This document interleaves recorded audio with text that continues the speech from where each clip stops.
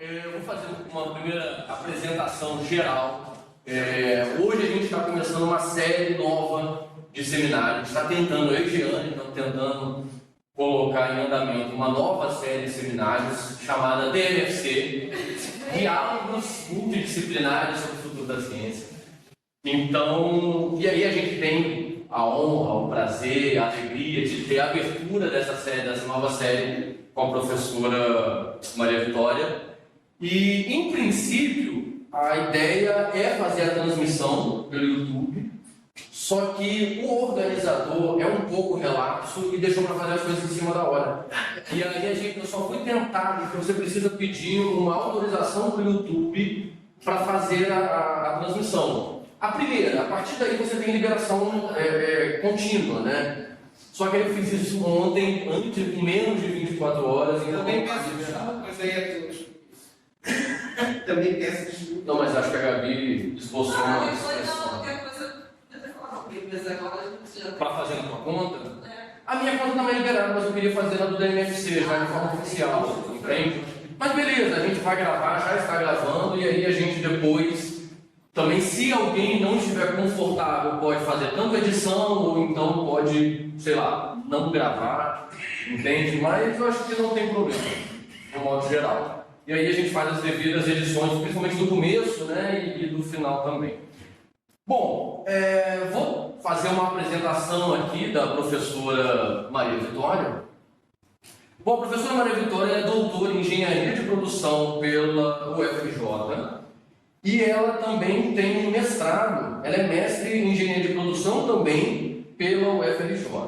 Atualmente a professora adjunta aqui, colega nossa aqui do departamento, na unidade.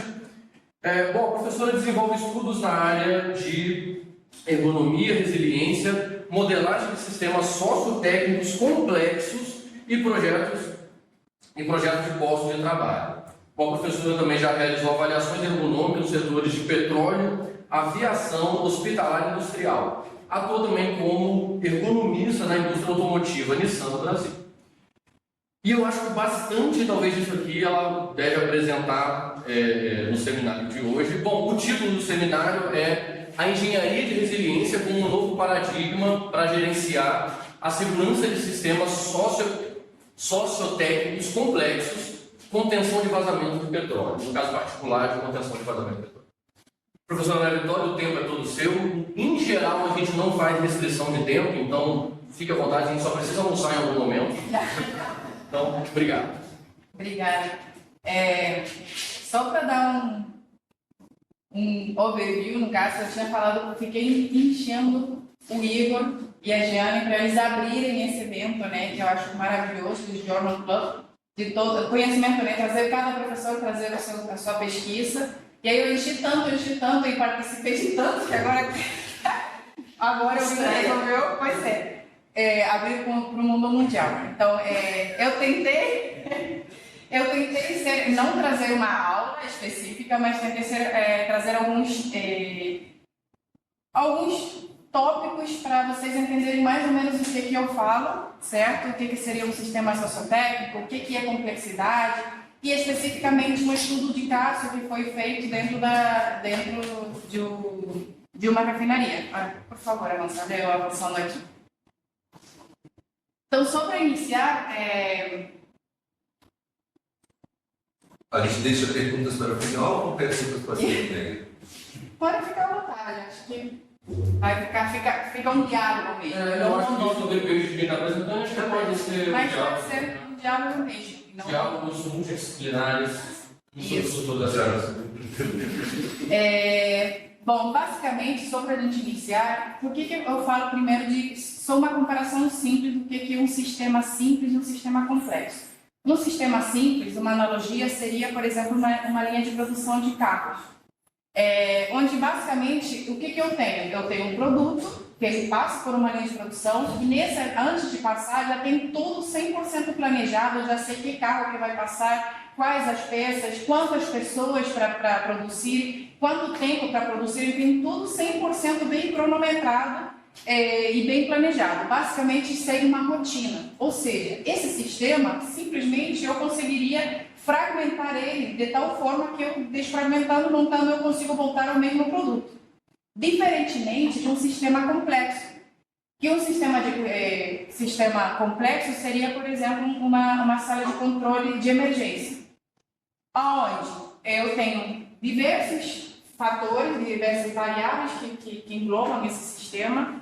Dificilmente eu consigo programar e planejar quando que pode acontecer uma emergência, certo? As emergências ocorrem inesperadamente. E, muitas vezes, esses sistemas são muito difíceis de você descrever em detalhe todas as interações que ocorrem entre os humanos, né, que fazem parte desse sistema, né, os humanos, as tecnologias, o ambiente em si, enfim, são muitas questões. Então, de uma forma geral, bem simplificada, simples e complexo, seria essa analogia, essa comparação de um sistema simples e complexo. Já entrando dentro de sistemas sociotécnicos complexos, então a gente já sabe que nós humanos não somos simplesmente marionetes que vamos seguir uma rotina, a gente vai executar todas as nossas atividades fazendo uma prescrição, mesmo nas nossas atividades quanto no trabalho. Existe o trabalho prescrito, que é aquele trabalho que está 100% planejado por alguém, a princípio por algum engenheiro de produção, que preestabeleceu que precisa fazer tais e tais atividades.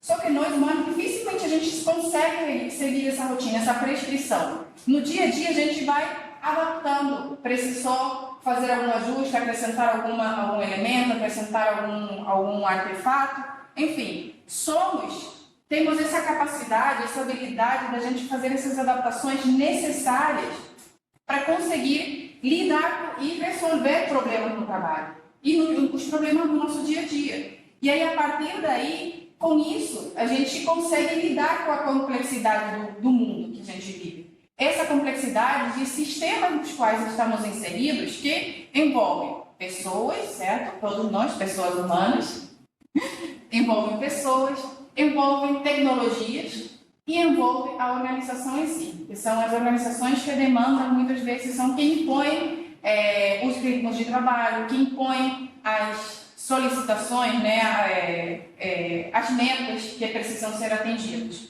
Então, basicamente, a gente sabe que a complexidade vem não só dos humanos. Quando eu falo a complexidade do humano, vai depender muito o grau de escolaridade, o meu estado de ânimo que eu estou, se eu tive uma boa noite de sono, se eu conseguir compreender tudo aquilo que é a física. Vocês tentaram inserir na minha cabeça um monte de terminologias de física. Enfim, se a pessoa sequer está apta a compreender toda a informação que está em volta, para a partir daí tem um input de informação, tem um processo de entendimento, de entendimento de uma forma geral, para a partir daí ter um output que a princípio a gente espera que seja sempre coerente ou desejável, certo? Então, não só vem dessas variabilidades da pessoa, certo? Vem das tecnologias que podem, tempo da máquina, se está com manutenção em dia, da organização, enfim. Todas as variabilidades a gente vai entender que são variabilidades do desempenho do dia a dia, certo? No dia a dia, existem essas variabilidades que a gente não tem como eliminar, fato. A gente tem que aprender a conviver com elas. Então, a partir do momento que eu não consigo eliminar essas variabilidades que são inerentes aos sistemas, a gente precisa controlá-las. E de que forma a gente pode controlar esses sistemas? Lembrando que essas variabilidades, no caso, variabilidades são essas nuances que ocorrem tanto nos humanos, quanto nas tecnologias, quanto na organização, de acordo com as demandas. Né? Se tem muita demanda, enfim. Essas variabilidades são o sucesso e o insucesso das organizações, porque são a partir dessas conexões que surgem, né, que surgem no nosso dia a dia. Então, a partir do momento que eu pretendo controlar, tentar entender, eu vou tentar utilizar a engenharia de resiliência. Basicamente, a engenharia de resiliência é um modelo que tenta modelar sistemas sociotécnicos complexos para ajudar, no caso, pessoas a lidar com essa variabilidade inerente ao sistema. Beleza. E aí, a engenharia, no caso, a engenharia da resiliência organizacional é a partir do momento que, em resumo, são as organizações que conseguem se adaptar a perturbações, certo? Que ocorrem, que no nosso dia a dia é comum. E aí, a partir do momento, elas conseguem manter sob controle, funcionando normalmente nessa normalidade. É você entender que você tem essa variabilidade. Eu sei que eu tenho os meus problemas de tireoide, eu tenho os meus problemas de dor de cabeça, eu preciso aprender somente a lidar com isso para dar continuidade ao restante das minhas atividades. Então, basicamente, a gente tem que entender, ok, variabilidades existem, eu não posso eliminá-las. Porém, eu preciso, de alguma forma, criar mecanismos que ele consiga me dar ações, que eu consiga me antecipar, de preferência, a qualquer perturbação, certo? Que pode mudar o meu funcionamento, e me adaptar e continuar normalmente com as atividades. Então, a engenharia de resiliência entende isso. Aí, no caso, beleza. A engenharia de resiliência vem com uma nova proposta, um novo paradigma para a gente entender que emergências existem, acidentes existem. Esses acidentes emergem de situações normais, certo? Dessas relações que ocorrem entre pessoas, tecnologia e a organização. Então, basicamente, dentro da engenharia de resiliência foi desenvolvido o FRAM, que é Functional Resonance Analysis Method, que é o método de análise da ressonância funcional que foi desenvolvido por Eric Hornagel, certo? Essa metodologia normalmente é utilizada para avaliar análise de acidentes que ocorreram, e aí tenta entender o que aconteceu de verdade. Já entendimos que não é um sistema simples, onde eu simplesmente faço uma correlação de causa e efeito. Não tem como eu fazer causa e efeito quando eu tenho, no caso, essas três questões que englobam pessoas, né? Que a gente já sabe que cada pessoa é um universo. As tecnologias também, que cada vez mais tem várias interações, e tem a organização. Então, ele, inclusive, até trouxe para não errar, basicamente, o método de ressonância funcional, ele utiliza uma analogia da ressonância estocástica. Esse aqui é para vocês. Desculpa,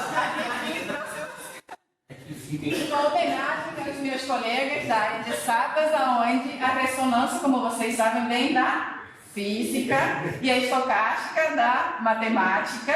Então, até trouxe aqui um gráficozinho, né? Então, é o fenômeno no qual uma entrada não linear é sobreposta a um sinal periódico modular, que normalmente é muito fraco para ser detectado, certo? Mas que se torna detectável devido à sua ressonância. Então, basicamente, eu entendi agora, eu tenho variabilidades, eu preciso lidar com elas, só que eu preciso lidar de uma forma sistêmica, holística, que eu não consiga fazer essa correlação de causa e efeito, de não entender um acidente, caiu o avião porque o piloto errou. Não tem como eu botar toda a culpa no piloto. É claro que é muito mais fácil eu botar a culpa no piloto, porque o piloto provavelmente dificilmente vai sobreviver a uma queda, né? Então ele não vai ter como se defender e falar que foi um erro do sistema que ele estava operando. Seja, na interface que ocorreu de ele entender alguma máquina, que no caso ele operando o avião, certo? O entendimento, ou o próprio sistema entendeu que já aconteceu da queda de aviões, porque um sistema estava congelado e aí automaticamente o avião entrou em queda, né, de parafuso, enfim. E aí, quando a gente fala nisso, implica em, se você, no caso, a empresa assume que o problema é do avião, olha o impacto para a organização. aceitar que seu projeto não foi adequado, que seu projeto vai demandar de um custo absurdamente para conseguir mudar e fazer, enfim, que milhões de pessoas não morram, no caso, centenares de pessoas não morram. Então, a resiliência, no caso, o sistema de resiliente tem algumas características. Então, eu preciso, primeiro, de cara, eu preciso saber o que fazer no caso. Primeiro, o que aconteceu? Beleza. Primeiro, chegar lá, preciso saber o que aconteceu, para depois de saber do que aconteceu, eu preciso ter uma resposta. Uma resposta que é o que realmente está acontecendo. A princípio, essa resposta tem que ser assertiva, né? Saber o que fazer. A partir daí, eu preciso saber, inclusive, monitorar, ver o que eu preciso analisar e acompanhar, para a partir daí saber o que procurar e me planejar para saber como responder e, de preferência, inclusive, me antecipar. E aí, quando eu me antecipo, eu consigo saber o que esperar dentro desse sistema. Então, basicamente, a engenharia de resiliência entende que tanto os sistemas complexos, né, que esses sistemas nada mais são do que essa interação das variáveis, né, das variabilidades que ocorrem, das mais diversas, né, eu conseguir me adaptar a essas variabilidades, mas também a gente entende que os acidentes emergem dentro dessa combinação dessas conexões, né, desse sistema que está acontecendo, que é a ressonância. Então, o acidente ocorre dessas combinações inesperadas, que seria a ressonância, a partir do momento que uma variabilidade, dificilmente eu consigo delinear, dizer exatamente o que aconteceu, o que causou o acidente. Foram vários eventos. Foi o do Chernobyl. Foi a onda que... Epa! A variabilidade... uma onda... Tá vendo? Chernobyl? Aqui. Temos a radioativa aqui. Então, eu preciso entender o desempenho normal. Então, o acidente ocorre dentro desse desempenho normal. O dia inteiro, todas as pessoas acabam fazendo essas adaptações necessárias para que o sistema funcione, senão a gente não consegue funcionar. Nada foi 100%, nenhum trabalho foi 100% descrito em detalhe qual a quantidade de pessoas, quais atividades necessárias eu preciso fazer, enfim, quantos recursos necessários eu consigo calcular para conter uma situação de emergência. Então, pode avançar. Nesse contexto, de uma forma geral, todo mundo entendendo aqui, sistemas complexos, sociotécnicos, que englobam pessoas, tecnologia e organização, que são que têm as demandas.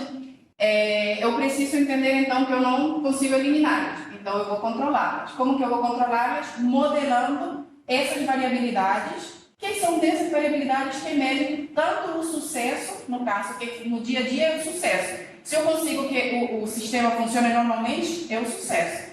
Mas também dessas interações das variabilidades surgem os acidentes. Então, é isso que a gente precisa prever. É essa nova visão de que, para eu tratar de controlar ou prever algum acidente, eu preciso entender aonde estão essas variabilidades, em que momento essas variabilidades entram em ressonância e que pode levar a um desfecho indesejado. Especificamente, esse modelo é utilizado para segurança de sistemas sociotécnicos complexos, como o de atendimento a emergências, que é o caso do CDA que eu vou apresentar aqui para vocês. Então, mais uma vez, normalidade. É normal que ocorram vazamentos de petróleo, isso não é de agora. Isso é desde a década de 60 que existe a exploração do petróleo. Beleza? Então, isso é normal. Né? Então, esses vazamentos de petróleo podem acontecer tanto no mar, quanto perto da costa, né? E em rios, ou em terra, nas estradas, por exemplo. Então, é normal em atividades petrolíferas acontecerem esses vazamentos. Pode avançar. Então, para eu conter esses vazamentos, lembrando, esses vazamentos trazem implicâncias terríveis ao ecossistema, contaminação, enfim. E aí vai, né, o impacto de uma forma geral, tanto social quanto econômico, da região que vai ser atingida. Então, existe a rede global de resposta de vazamentos, certo? Aqui no Brasil é o CDA, que é o Centro de Defesa Ambiental, que fica, no caso, para as atividades petrolíferas da Petrobras, especificamente. E aqui são as diversas centros, como se fosse um centro de defesa ambiental em todos os continentes. E, de uma forma geral, nos outros países, quem é responsável pelo vazamento? O próprio governo. Aqui no Brasil, não. Quem é responsável pelas manchas, por qualquer tipo de vazamento, é o dono do vazamento. O CDA, ele, na verdade, foi criado em 2 anos antes de 2000. E aí, mas o CDA, especificamente, foi criado dentro da refinaria de Duque de Caxias, que fica lá no Rio de Janeiro. Ele foi, na verdade, instaurado no CDA a partir de 2 grandes acidentes que aconteceram. Um que foi no Rio Iguaçu e outro foi na Baía de Guanabara, que até hoje, né, tem aquele desastre natural de 1,3 milhões de litros de óleo de combustível que foi derramado na Baía de Guanabara e alcançou 40 quilômetros quadrados dessa mancha. Ou seja, desastre total. Lembrando o impacto no ecossistema como um todo, tanto econômico quanto social, enfim, e os desdobramentos, né? Pode avançar. Então, o Centro de Defesa Ambiental vamos dizer assim, são os bombeiros dentro da refinaria, quando ocorre esse vazamento. Eles fazem o combate à poluição de vazamento nível 1, 2 e 3, eu vou explicar para vocês o que seria isso. Seria o nível da mancha, da movimentação de recursos que eles precisariam mobilizar para fazer essa contenção do petróleo.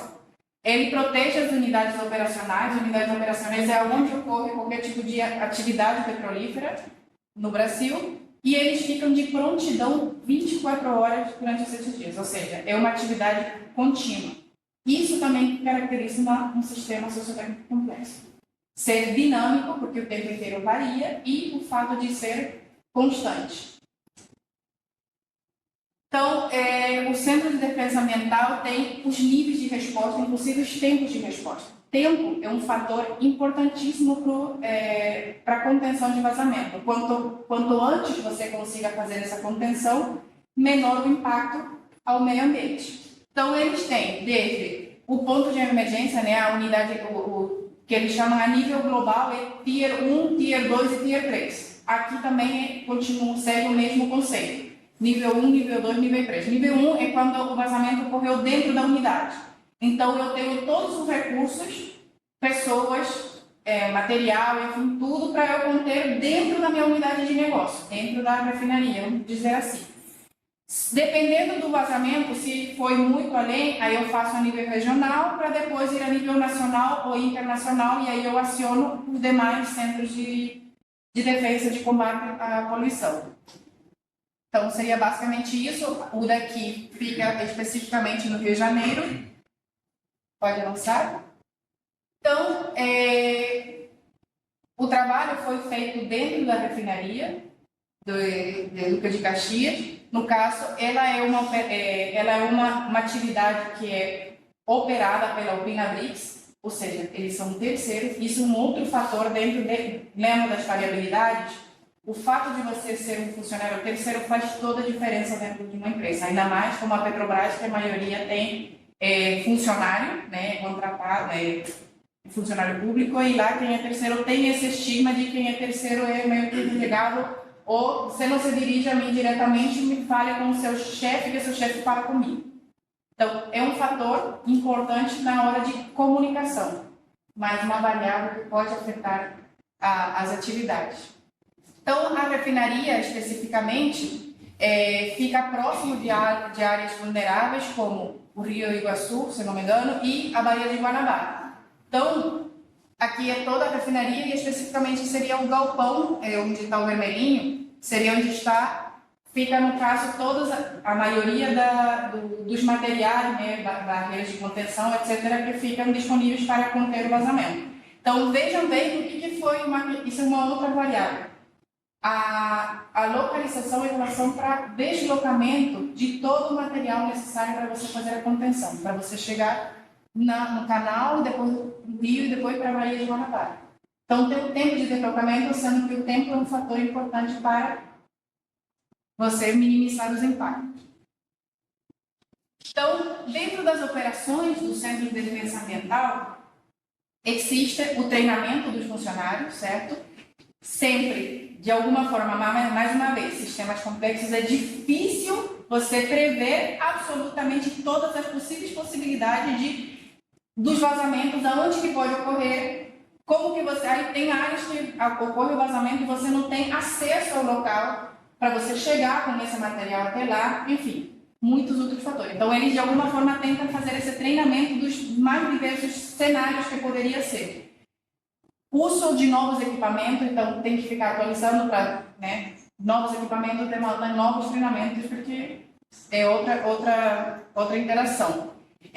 O aperfeiçoamento de uso de equipamentos em ações de defesa ambiental, a logística, fazer o levantamento de informações necessárias, como chegar, se acontecer um vazamento lá, no meio do rio, no meio do mangue, como que eu vou conseguir chegar até lá? Se vai ser de barco, se vai ser de caminhão, se vai ser de helicóptero, provavelmente não, né? Enfim, como que eu vou levar todos esses recursos necessários, tanto humanos quanto materiais, até o local do vazamento?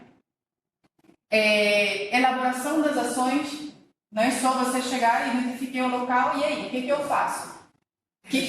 Como que eu vou conseguir reter? Lembrando, eu tenho que identificar, planejar para reter e aí, depois de eu conseguir fazer a retenção, aí eu vou trazer para eu conseguir fazer a colheita, né? A retirada desse produto do local. Manutenção dos equipamentos, então tem equipamentos que não estão sendo utilizados, olha, só estou levantando várias variabilidades que precisam ser consideradas na hora de eu pensar na estratégia. Então, manutenção dos equipamentos que não estão sendo utilizados e os que estão sendo utilizados também precisam de manutenção para que funcionem adequadamente. E atendimento de uma forma geral. Então, o trabalho específico foi no atendimento das ações de vazamento, no caso, a contenção de vazamento dentro da refinaria. Pode avançar isso de uma forma geral, o organograma. Então, o estudo de caso foi o extravasamento fugiu, falei a palavra agora, no tanque, no canal de separação de água e óleo, que é o sal. Então, todas as refinarias têm, normal, dentro das suas atividades, tem algum vazamento de óleo que vai pelos canais, tem uns canais que levam até esse tanque. Esse tanque, eu tenho que separar água de óleo, que é água, né? A água eu consigo descartar de volta para o rio, não tendo mais de 3 ppm, que é 3 partículas por milímetro. Eu consigo descartar no rio e o óleo eu tenho que coletar o máximo possível. Até porque se eu coletar água e óleo, a quantidade do espaço, né, para eu conter, né, para eu reter esse produto é maior.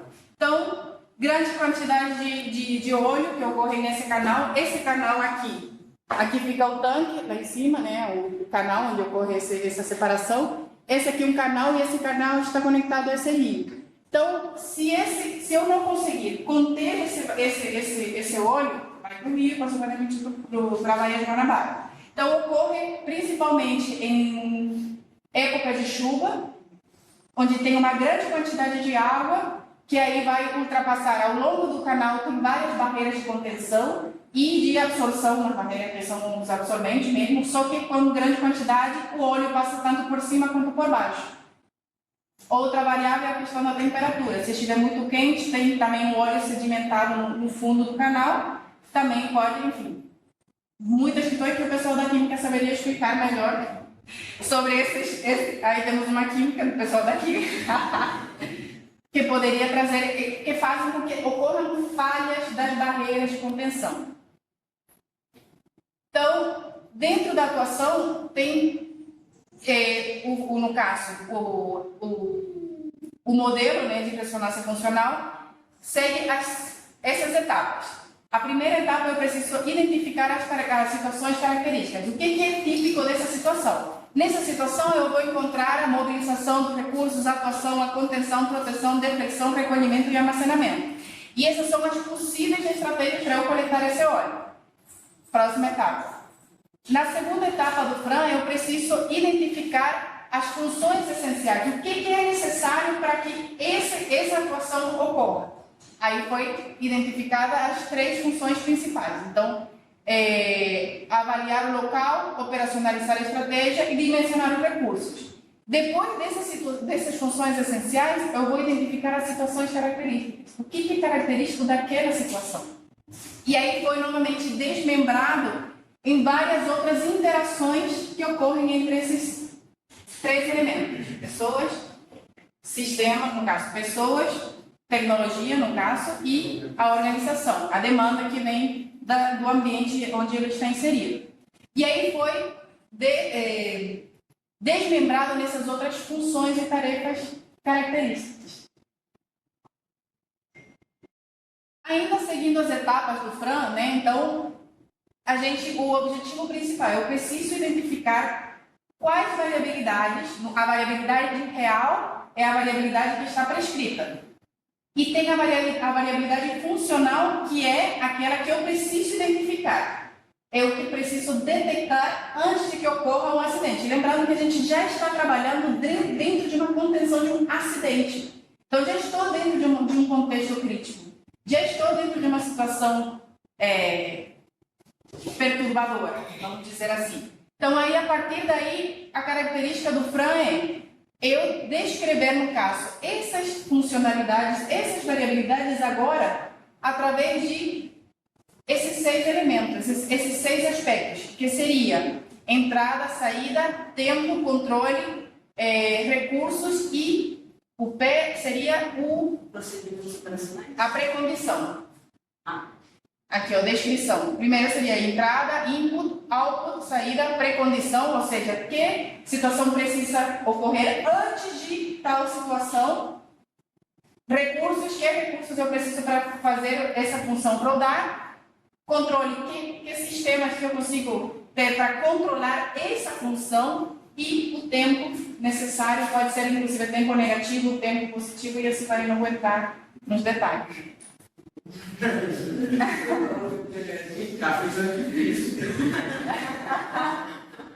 Não, você lembra que a Gabi tem 11 horas. Não, tô até porque assim, uma parte não tem tanto cálculo quanto vocês estão acostumados. Eu tentei trazer uma homenagem a vocês falando da ressonância estocástica, mas nem tanto foi. Basicamente, vocês sabem que tem um limite. Se ultrapassar, o sistema é variável. Se ultrapassar disso, é que ele fedeu, tanto para mais quanto para menos. Então, basicamente é isso. É isso que a gente está tentando identificar, essa variabilidade que ultrapassa desses limites. E aí, criam esse modelo, cria essas possibilidades, né? Tudo é 100% qualitativo, gente, tá? Pode passar. Então, a última etapa, que seria realmente eu identificar a variabilidade potencial, ou seja, aquela ressonante, é quando eu já fiz essas conexões a partir desse input, output, esses 6 aspectos. Então, além disso, aí para você identificar, você avalia, você classifica cada condição do desempenho é avaliado é adequado, se está adequado, a variabilidade é baixa. Se ela está inadequada, de alguma forma, se está inadequada, você percebeu, você conseguiu identificar essa variabilidade, então você consegue agir sobre ela. De alguma forma, você já sabe qual que é o funcionamento normal. E se é imprevisível, como por exemplo, mudou o clima e a barreira parou de funcionar, saiu por cima, saiu por baixo e agora? Não tinha como prever. Aí a variabilidade é alta. Então, só de fazer essas conexões dessas letrinhas, que para vocês seriam números e não só letras, números e letras, que de uma função básica, lembrando, tem os fatores internos ao contexto da refinaria, mas também tem os fatores externos. Internos é o que eu consigo controlar, externos é aquilo que a mudança do clima, por exemplo. A partir daí, foram identificados todas essas variabilidades que não estavam previstas. Consequentemente, poderiam levar a um desfecho indesejado novamente. Lembrando, estamos dentro de um acidente, imagina um acidente dentro de um acidente. Caos. É isso que a gente precisa prever. Então, aqui, com esse modelo, eu consigo identificar as variabilidades que não estavam previstas. A partir daí, identificar a variabilidade e criar um plano de ação para auxiliar na nova estratégia de contenção desta forma mais resiliente, ou seja, de uma forma que ela consiga ser. Que eu esqueci de trazer uma fotinho, eles colocaram como uma das variabilidades, uma adaptação que eles fizeram dessa barreira de contenção branquinha, que são as mantas absorventes, eles prenderam umas pedras na parte de baixo da barreira, porque como é uma barreira basicamente de material absorvente, como se fosse um algodão, é leve. Normalmente esse material é só para fazer a absorção leve do material. Mas aí eles estavam utilizando essa barreira, inclusive, como coleta. Eu já estou absorvendo, mas também coletando. Estou arrastando o óleo para conseguir coletar esse óleo. Então, essa atividade passou a ser uma adaptação que os operadores fizeram para conseguir dar a volta por cima e fazer com que o sistema continue funcionando normalmente. Consigam fazendo a coleta contínua desse óleo. E basicamente seria isso. Eu não quis me estender porque eu sei que é muito.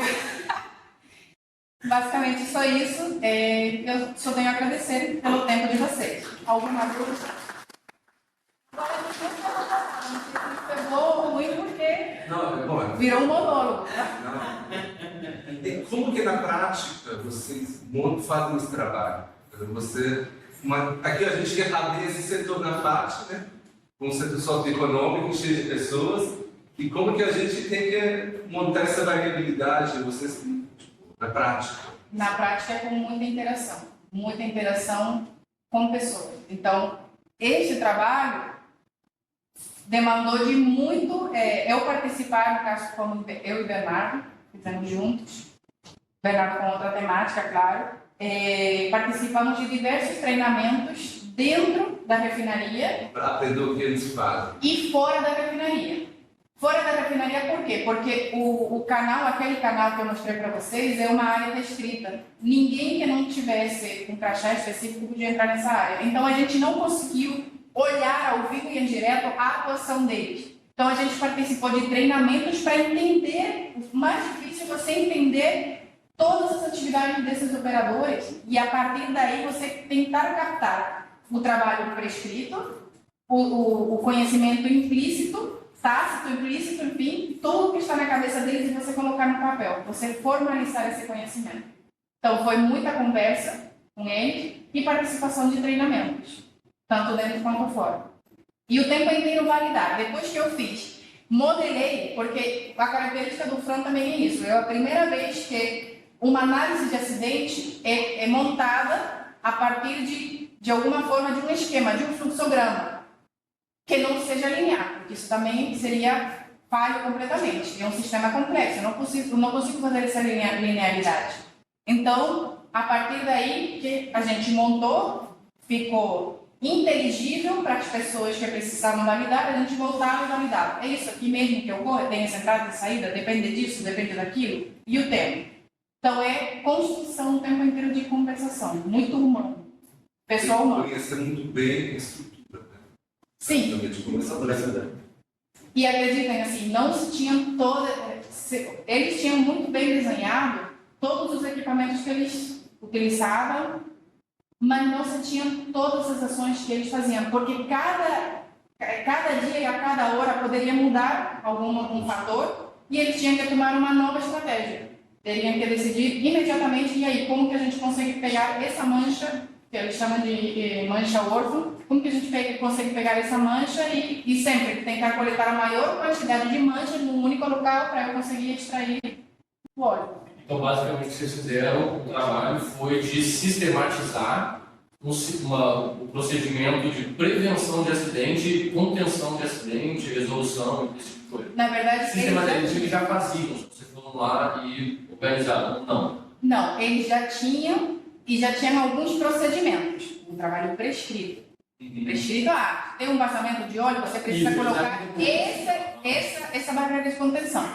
Porém, como é uma situação de emergência, você não tinha como prever todas as condições que poderiam ocorrer. Então, o nosso trabalho foi identificar essas questões que não estavam tão claras e tão explícitas no prescrito que eles tinham previsto, e fazia parte do trabalho real deles. Então, não tinha uma formalização dessas adaptações que eles fizeram para conseguir botar o sistema para funcionar. Sistematizamos, organizamos o trabalho implícito, né? Explicitado, de alguma forma. Mas dificilmente você conseguiria fazer essa conexão linear, assim, alguém que não tem essa correlação, porque todo mundo, nós desde sempre fomos treinados a fazer essa correlação de causa e efeito. Causa e efeito.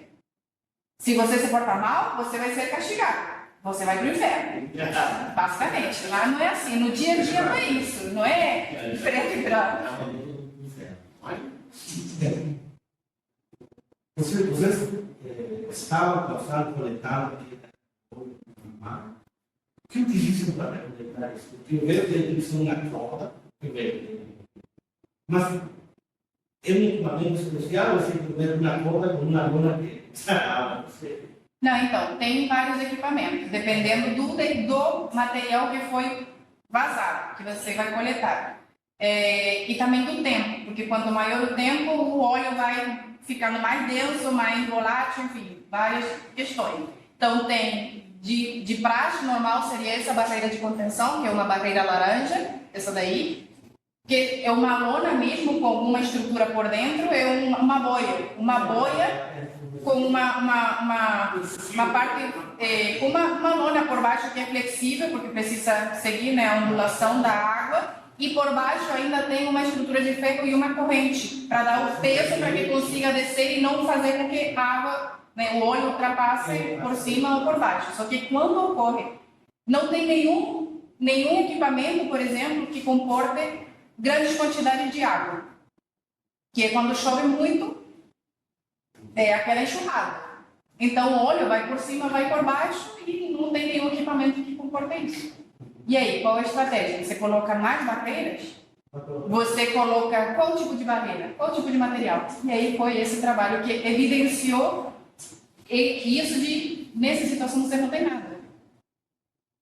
Então, inclusive, o desdobramento para outros, o resultado também de desenvolvimento de novos materiais para fazer essa colheita. Cliff. Cliff. Leonardo, fala mais alto. vai falar. Não, é que quando eles cercam a prancha, eles bloqueiam a prancha, tem uma embarcação com uma esteira e vai pegando esse óleo e vai armazenando. Ah, sim, não, mas tem também uma bomba. Depende do local que é feito. Puxa esse óleo. Volta. Foi soltar. Volta até onde as formações. Aqui, ó. Aqui, ó. Você tem as diversas formações das barreiras. Sempre se for em alto mar, você tem duas embarcações. Uma para fazer a âncora e a outra para fazer o arrasto, que eles chamam. Se for na Bahia, é outro conceito. Se for, aí ó, tem várias formações de barreira. Isso é um trabalho prescrito. Porém, não quer dizer que tudo isso atende 100% a todas as demandas.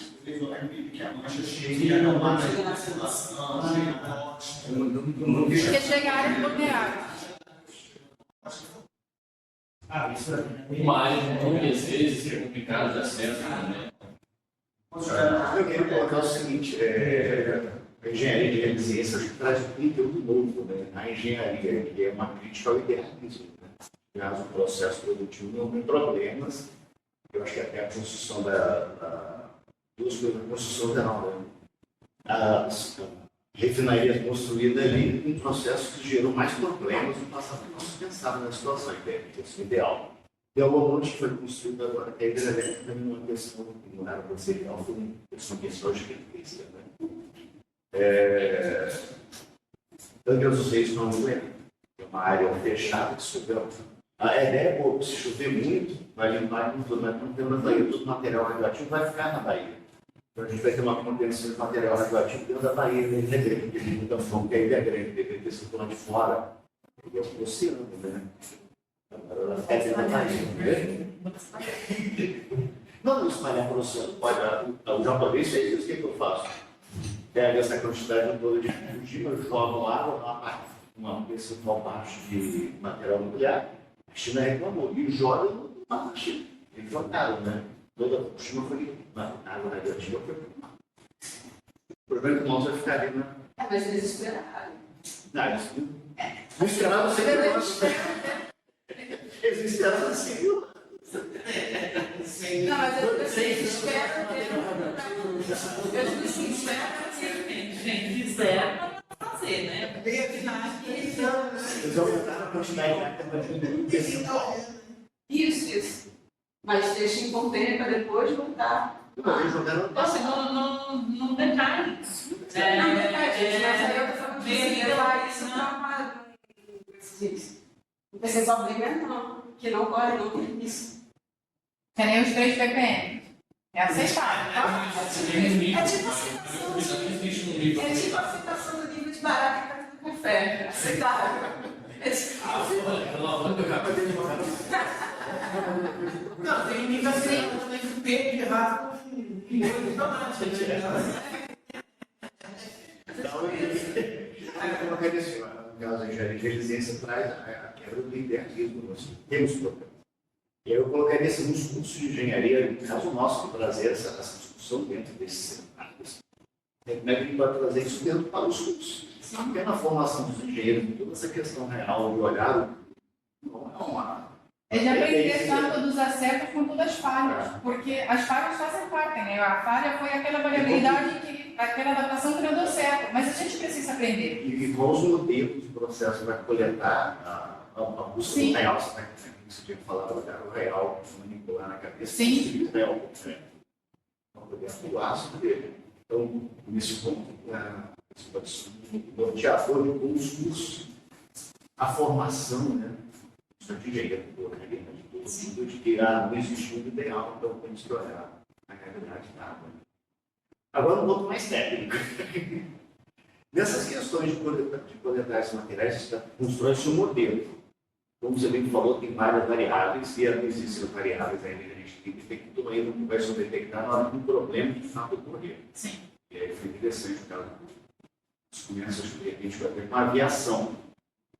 Não que eu me lembre, mas devido a dar aula muito de modelagem, né? Aí eu lembro que eu falo dos primeiros aviões a jato, né? Comerciais, foi na década de 70, tinha os Bombers, que era da PWA do Bilbis, do era da... E aí os Bombers voavam, em determinado momento, tantas 1000 horas, não 1000, mas sei lá, começaram a cair continuamente os Bombers. E aí foram proibidos de voar. É que eles descobriram que era a janela, que era lá enquadrada da igreja circular, no momento de simetria. Até se descobrir essa estrutura, ou seja, toda aqueles aviões foram transformados em sucatas. Depois, não tinha como corrigir. E aí se descobriu uma nova variável para dentro do problema, que isso não existia esse problema quando a aviação era todo hélice, passa a existir quando era passa a ser. Infelizmente acaba sendo puramente empírico. Né? Somente empírico. Então, você descobre que deu errado porque alguém morreu. Aí são essas variáveis que a gente não imagina que poderiam dar. E aí eu São os fatores humanos que a gente precisa considerar. Né? Realmente você entender o humano inserido nesse contexto e você tentar considerar tudo que... Então, aí que vem, nessa questão que você trouxe de fala, eu traria a estatística para dentro dos meus variáveis que a gente não conhece. Que aí eu colocaria na estatística física. Física e estatística, que fala, construindo um incêndio, que é aquele conjunto ali estocástico, e aí você pode estar fazendo essas variações, aí no caso de simulação, e ter resultados assim. Causa e efeito, não de uma forma linear, como nós aprendemos no garoto assim, mas do ponto de vista quase termodinâmico, olhando física e estatística. Né? Probabilidade. Probabilidade. Isso pode O desenvolvimento seria pegar essas conexões que foram criadas e criar essa simulação, porque são muitas informações. Sim. Né? Então, mas é algo que se faz na Sim. área, existe essa área de pesquisa ali, uma curso de modelagem matemática para isso, ou ainda está no processo de modelo, ainda vou juntando essas informações e meio totalmente empírico, ainda não busca um tratamento teórico, Não, simulação. Teórico matemático, né? já existe. Já existe. Na verdade, tem o Eric Leonardo, né, que quando eu peguei essa modelagem, foi lá em 2010.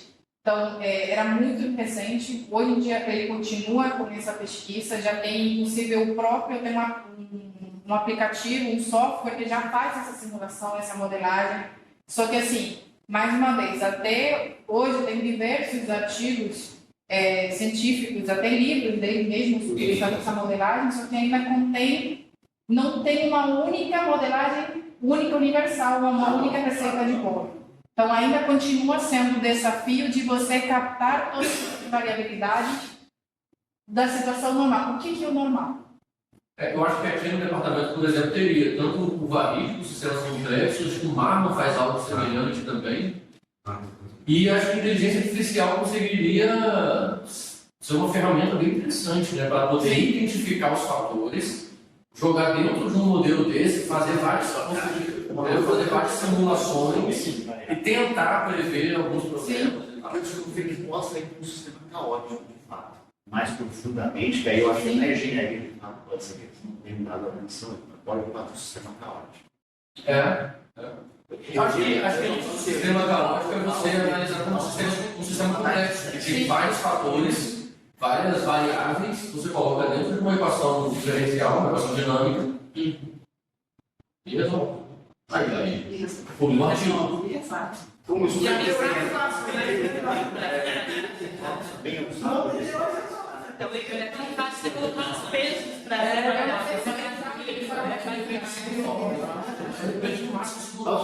As frentes. Muito complicado. Abriu várias frentes. Sim, não, tem Pode muita ser coisa. já eu vejo assim, não só no nosso sistema, são padrões.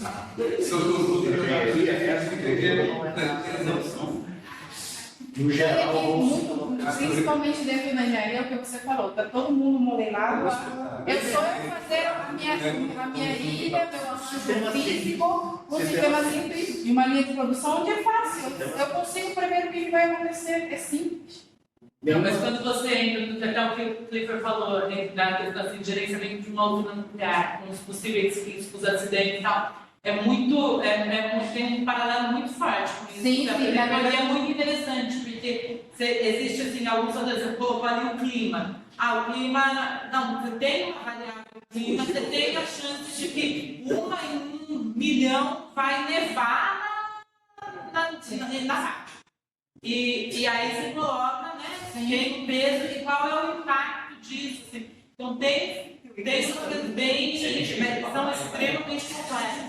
Né? Tem sim esses casos de falhas, e aí você tem coisas que tem baixíssima chance de acontecer com consequências catastróficas e os que são mais comuns, mas eu vou te mandar umas coisas da área. Porque é muito legal, acho que tem um paralelo muito. Sem dúvida, essa é a ideia, só que eu não cheguei nesse nível de quantificação, que seria a próxima etapa. Eu sei que tem, tá? Eu sei que tem, não é que eu sei. Eu sei que existe. É mais ou menos. Vai. Alguém falou? Quer falar alguma coisa? No setor nuclear, o FRAN centenas. Na verdade, o FRAN nasceu na engenharia nuclear. Hoje é utilizado para a aviação, é utilizado para outros. Nós estamos usando o FRAN e o hospital, a parte cirúrgica. Sim, é todos os sistemas que se utilizam com segurança e emergência. Essa questão das variabilidades, eu não sei se eu entendi direito no início, quando você falou sobre a responsabilidade de cada país ou continente. Você comentou que muitas daquelas organizações, eles entendem que a responsabilidade do acidente é do país. E no Brasil, a gente entende que é da de quem que poluiu isso. Então, E tem a questão da mancha órfã. Isso, então, se às vezes acontece, né? Às vezes vem uma embarcação estrangeira, derrama o óleo aqui, né? No nosso litoral. E aí, no caso, tipo, o Brasil demora a atender esse processo. Entendeu? Sim. Isso é um problema. Então. É um problema, mas mais uma vez, tem mais uma variabilidade, né? Tá? Que tem um tempo de resposta. Porque aí, no caso, tipo, o Brasil não vai querer resolver porque não é problema dele. Mas não é só o Brasil. Gente, nas minhas férias agora em julho, eu fui para uma praia e pisei num ferro de petróleo lá, grudou cheio de não tinha nenhum. Oi? Ah, então grudado. Não, na areia. Na areia, assim, andando, eu não prestei atenção, várias no mar. E essa praia em Portugal tinha muita, sei lá, foca, leão marinho, olha esses bichos. E tinha uns negócios por lá. Não sai do pé, eu pisei e o negócio não sai. Então assim, não é só assim, Ela observou que o Brasil especificamente resolve o que é. e nem tem um estado, assim, sabe? Tem agência específica, né? Agência de controle do petróleo, mas pertence ao Estado. No caso, só regulariza. Porém, Não sei, na medida de repente sobre um país, sei lá, através da legislação, da legislação, mas de uma certa forma ele resolveu o problema e cobrar de Uma punição, né? não, até mas até você sempre vai partir do princípio quem que vai pagar por isso. Então, Até você descobrir quem que vai pagar. mas nós temos que passar então, primeiro, mas eu acho que é tudo uma questão de direito internacional. Isso é uma coisa que está fora do. Por isso que eu não acho besteira assim, como que funciona no resto do mundo, que a mancha não é, né? Até você achar o culpado, né? Eu acho que aí É uma outra estratégia. eu tenho que ser uma legislação internacional. No caso de mar, aí existe uma separação dos áreas. Né? Aí o Brasil é responsável por uma área gigantesca de oceano, que chega quase na hora. Pô, a ninguém também é sacanagem, né? É sério? Mas é sacanagem, né? A gente deixa um sacanagem tão grande. Nós temos muita costa. Eu achava que isso Lembra do acidente do Air France, que caiu? Que caiu depois de Fernando Noronha, mais próximo, para metade do oceano. Era uma zona ali de. Existe um acordo mundial. Pelo amor de Deus, continue, só vou fazer. Porque a gente aqui tá na gravação, eu acho que a gente já pode, às vezes, agradecer e continuar a conversa. Então vamos agradecer pelo amor de Deus.